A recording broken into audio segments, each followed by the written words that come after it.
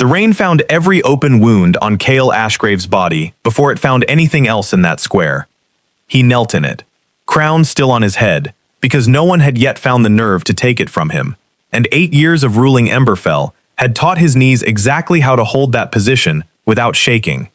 Chains crossed his bare chest, where a cloak should have been.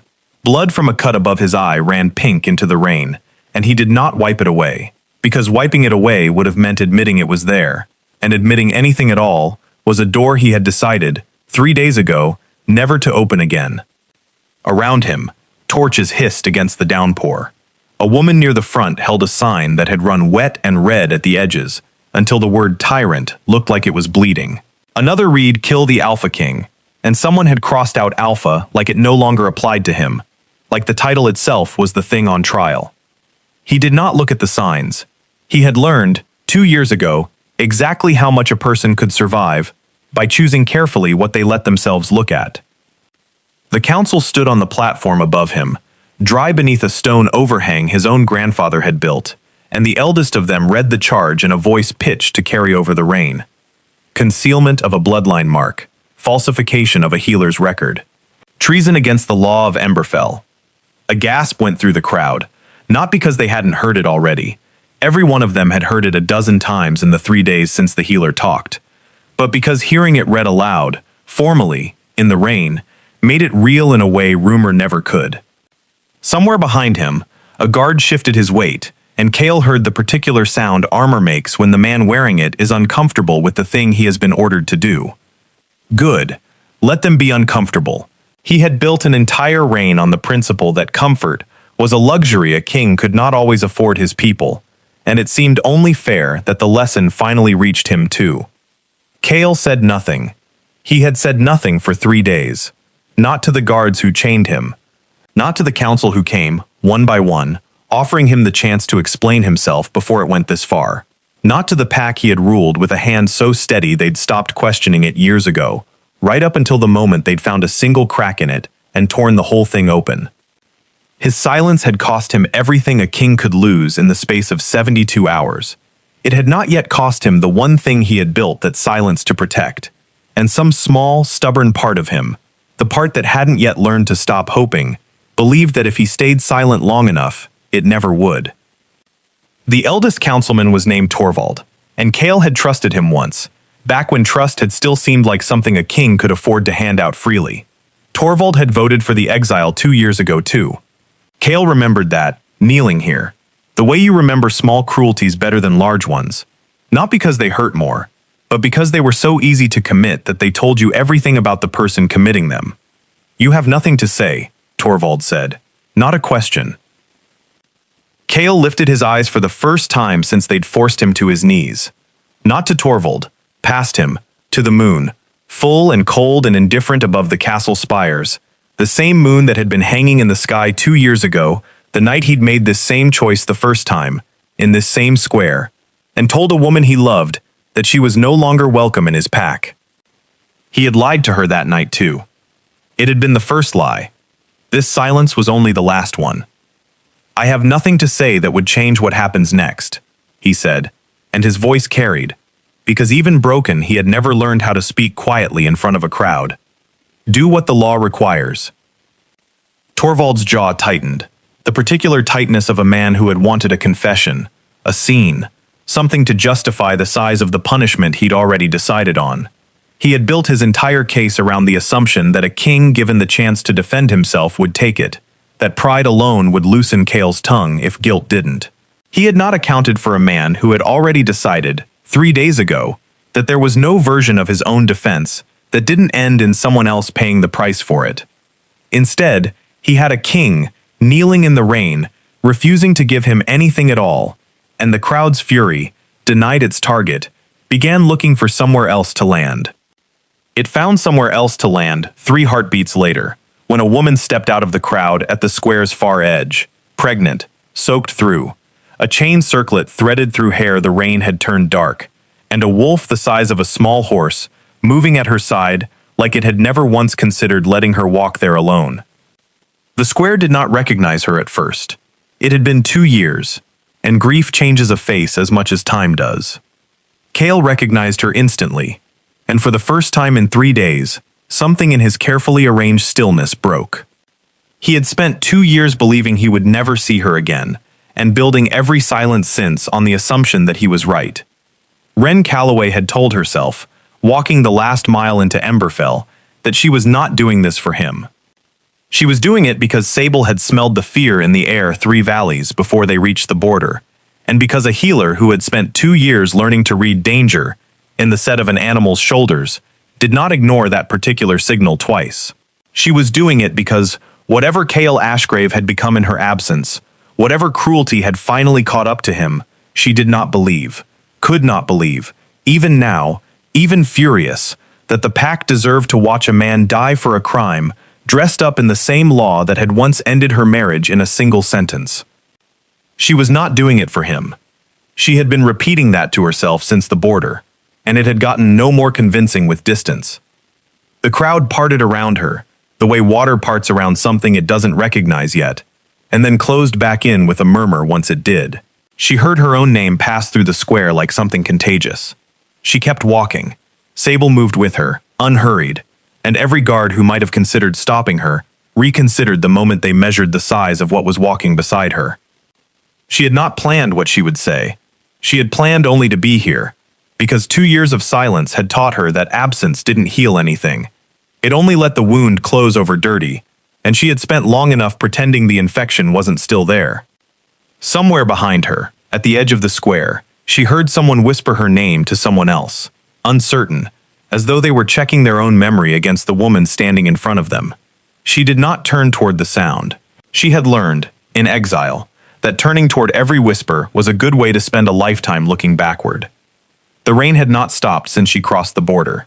It hadn't stopped, she realized with a strange lurch in her chest, since the night he exiled her either. She remembered that night in fragments now, the way trauma files itself instead of remembering it whole. The torches, the crowd smaller than this one, but no less hungry. Kael's face doing something she hadn't understood then, and still didn't fully understand now. Somewhere between grief and command, like a man reciting a sentence he'd already regretted before he finished saying it.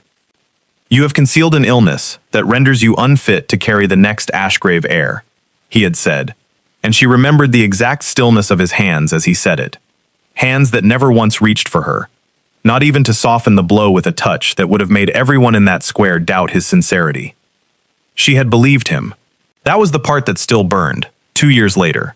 Not that he'd said it, but that she had believed it instantly, completely, because the man saying it had never once lied to her before that night, and she had made the mistake of assuming a first lie couldn't also be a perfect one. She had left with nothing. No guard, no coin, no explanation beyond the one sentence he'd allowed the council to hear. She remembered walking out through gates she'd once been carried through as a bride, remembered the particular silence of a crowd that had loved her a season earlier and now couldn't meet her eyes, remembered thinking, absurdly, that at least the rain would hide that she was crying. Sable had found her 4 days later, half-starved, sleeping rough at the edge of the wild territory, and had simply lain down beside her without a word, the way the old bloodline wolves did everything. Total commitment, offered without asking permission first. Wren had grown up hearing stories about the unclaimed, wolves who answered to no alpha and no crown, and had always assumed the stories exaggerated. Sable had spent 2 years quietly proving otherwise, tracking scent hunters away from their camp before Wren even knew they were near, asking for nothing back. She had built a life since then, a healer's life, small and useful, and entirely without a crown, and she had told herself, in the 2 years since, that the ache under her ribs, whenever she thought of Kael's face that night, was the last of the wound closing, not the wound reopening. It had not closed. She understood that now, standing at the edge of this square, watching him kneel in chains in front of a crowd that had turned on him exactly as fast as it had once turned on her. Whatever he had done to deserve this, and some old, stubborn, unhealed part of her still wanted to believe he hadn't done anything at all, she was not going to stand at the edge of a crowd and watch history repeat itself on someone else's terms. She stepped fully into the square. The rain plastered her hair flat, ran down the chain circlet she had never stopped wearing, not once, in 2 years. Not out of loyalty, she told herself, but because it was easier than explaining to strangers why a healer wore court jewelry to gather herbs. Her hand went to the curve of her stomach without her permission, an old habit now, the same gesture she made whenever fear reached her before her thoughts caught up. Kael's eyes found hers across the square, and for one unguarded instant, before he remembered to arrange his face into something the crowd could survive seeing, she watched 2 years of careful distance collapse in him completely. She had come here angry. She had come here certain she owed him nothing. She had not expected, seeing that unguarded instant, to feel the old ache answer it. Torvald saw the crowd's attention shift, and, sensing an opportunity to control the moment, rather than simply survive it, raised his voice to fill the square before Wren could reach the platform. "The charge stands regardless of who arrives to plead for him," he said. "Concealment of a bloodline mark is treason under the founding law of this pack, and no king is exempt from the law he swore to uphold." Kael's jaw tightened, and for the first time since they'd chained him, he wanted to speak, not to defend himself, but to stop whatever Torvald intended to say next, before it reached Wren. He was 3 days too slow. "The healer who first examined the Luna 2 years ago has come forward," Torvald continued, and his voice had the particular relish of a man who had waited a long time to say something out loud. "She confirms there was no illness. There was, however, a mark. The king knew.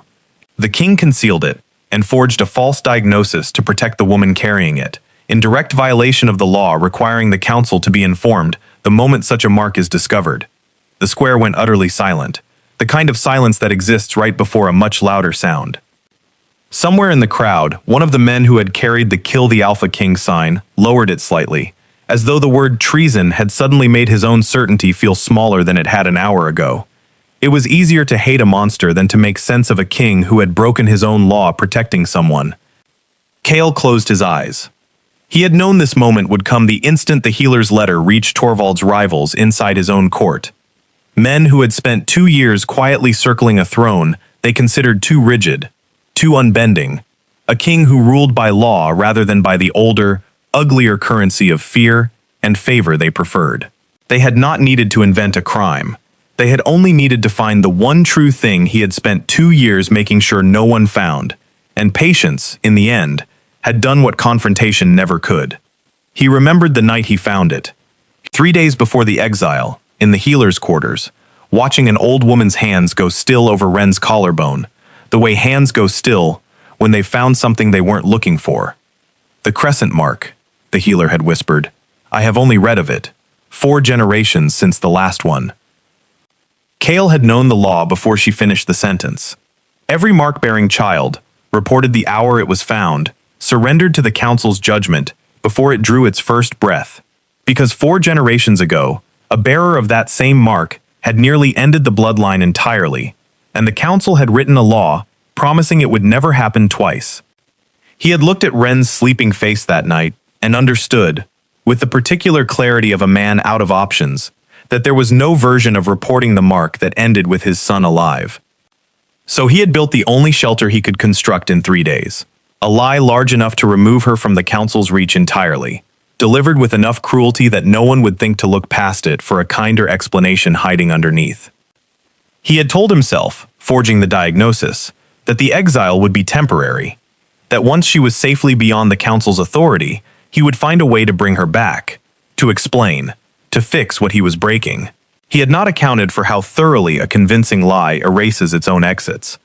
The longer she stayed gone, the more explanation would have cost, until the debt became too large to pay without destroying the very thing the lie had been built to protect. He opened his eyes and found Wren still watching him from across the square, and understood that Torvald had just handed her, without meaning to, the first true piece of the 2 years he owed her. "He knew," she said, not loudly, but the square had gone quiet enough that it reached every corner of it anyway. "You knew, and you told them I was sick instead." It was not a question. Kael answered it anyway, because after 3 days of silence, this was the one truth he could no longer justify withholding from her, whatever it cost him. "Yes," he said. The word landed in the square like something physical. Torvald's expression flickered, uncertain now, a man realizing too late that his evidence had just opened a door he hadn't intended to open. Wren's hand found her stomach again, and this time she did not look away from Kael's face while she did it. "Then why," she said, "did you let me believe you'd thrown me away?" "Because the truth would have killed him," Kael said, and the words came out of him rougher than he intended. 2 years of careful silence finally giving way all at once. "Not me. Him." The Council's law doesn't leave room for mercy where that mark is concerned. The moment they knew, they would have taken him before he ever drew breath, and I could not build a version of the truth that protected you both at the same time. So I chose the lie that only cost you something you could survive. He had rehearsed this confession 100 times in the 2 years since, alone in a throne room that had never once felt smaller than it did lying to himself in the dark. He had imagined saying it to her 100 different ways, gently, in private, with time enough to let her be angry before she understood. He had never once imagined saying it kneeling in chains, in the rain, with half the pack watching to see whether the truth would save him or finish what the mob had already started. Some part of him understood, even now, that it no longer mattered how the truth arrived, only that it finally had. Wren's breath caught, and beside her Sable's ears flattened, reading the tension climbing through the square before the humans around them fully understood it themselves. "You decided that for me," Wren said. 2 years of grief. You decided I could survive that, without asking whether I wanted to." "I know," Kael said. "I have had 2 years to understand exactly how much that decision cost you, and no version of understanding it has made it easier to live with." Torvald, sensing the crowd's fury drifting away from him entirely now, raised his voice again. "Regardless of motive, the law is clear. Concealment remains concealment. The Council will want to know," Wren said, cutting across him with a steadiness that surprised even her, "exactly what it is they're so afraid a child would do." The square's attention swung to her fully now, and she felt the old instinct to shrink from that many eyes rise up and, for the first time in 2 years, refused it. "Say it then," Torvald said, something uncertain moving beneath his authority now. "Tell them what you carry, if you believe it changes anything." Wren's hand rose instinctively toward the fabric at her collarbone, the old habit of concealment fighting the newer, harder decision rising in her chest. Someone in the crowd pressed forward to see better, close enough now that a guard shifted to block the view, and for one terrible instant, it seemed the mark might be exposed to the whole square before she had chosen, on her own terms, to reveal it. That was the instant Sable moved. The old wolf came between Wren and the pressing crowd in a single motion, faster than anything that size should have been able to move, close enough that Wren felt the displaced air against her arm before she registered what had happened. For the first time in 2 years of quiet, careful protection, through starving winters, through hunters who came close enough to smell but never close enough to see, Sable bared her teeth. Not at any single person. At the crush of bodies itself, at the crowd's collective decision that Wren's body and her secret belonged to them to inspect, rather than to her to reveal on her own terms. The crowd recoiled. Even the guards stepped back. A silence fell that was different from every silence before it. Not fury, not judgment, but something closer to awe. The particular quiet of people watching an old and half-forgotten law of the wild assert itself over one written by men. "She has never done that," Kael said quietly, to no one. Watching a wolf he had once been wary of trusting reveal exactly how far its loyalty ran. Wren's hand found her stomach. Then, deliberately this time, and she drew a slow breath. "It's not a curse," she said, loud enough now for the whole square to hear. "It never was. 4 generations ago, someone was afraid of what they didn't understand, and they wrote that fear into law instead of asking a single question about it. Kael understood that the night he found it on me. He didn't protect a secret. He protected our son from a law that was never built on truth to begin with." The square held its silence a moment longer, uncertain now whether the story it thought it knew still belonged to it at all. "If you've made it this far with them, through the rain, the chains, and everything neither of them said for 2 years, I want you to know how much it means that you're still here. This story only exists because people like you keep showing up for it, and I don't take that for granted for a single second." Torvald opened his mouth to answer her, and found, for the first time since this trial began, that he had nothing ready to say. There is no answer that satisfies the law as written, Torvald finally managed. But the certainty had gone out of his voice entirely, and every person in that square heard it leave. Then the law as written is the thing on trial here, Wren said. Not him. She turned, slowly, to face the crowd rather than the platform.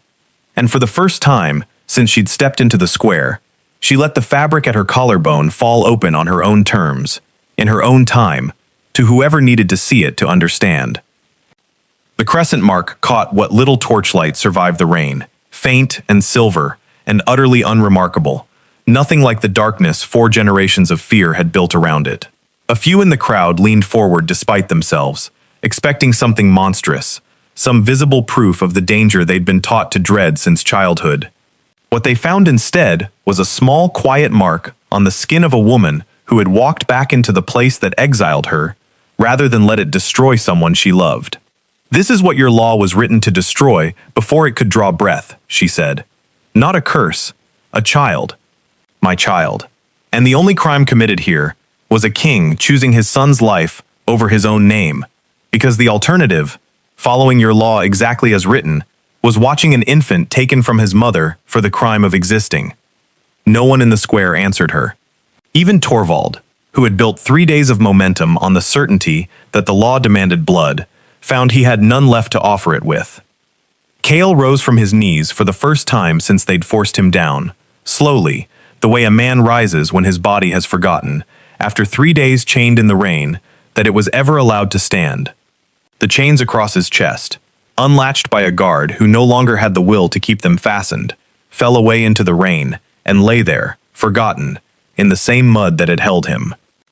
He crossed the square to her, not as a king, not as a man defending himself, but simply as someone who had spent 2 years learning exactly how much silence a person could survive, and had finally run out of reasons to keep choosing it.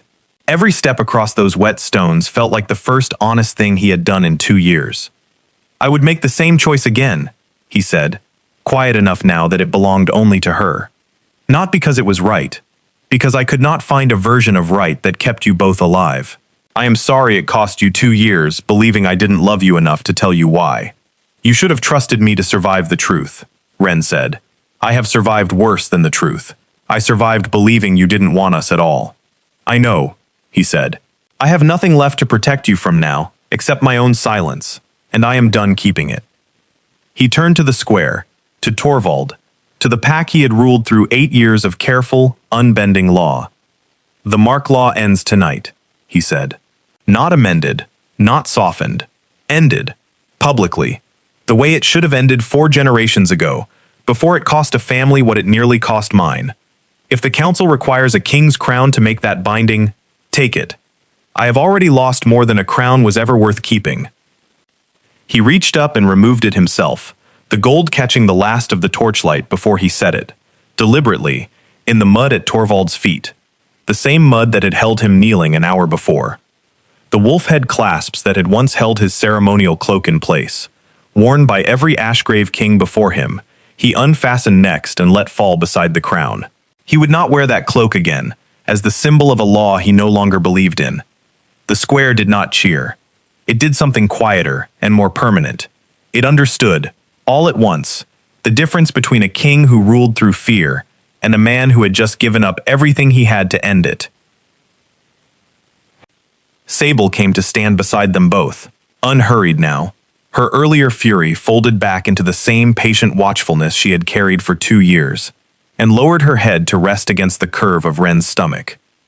Kael's hand found Wren's, hesitant, uncertain whether 2 years and 1 confession had earned him that much yet. She let him keep it. He isn't a curse either, she said, looking down at where both their hands rested now. He's the reason we're both still standing here. Somewhere above the castle spires, the rain began, finally, to ease. If this story stayed with you at all, if you found yourself hoping for them even once, thank you for spending this time with them, and with me. There's another story waiting whenever you're ready, and I'd love for you to be there for that one too. Until then, take care of yourself.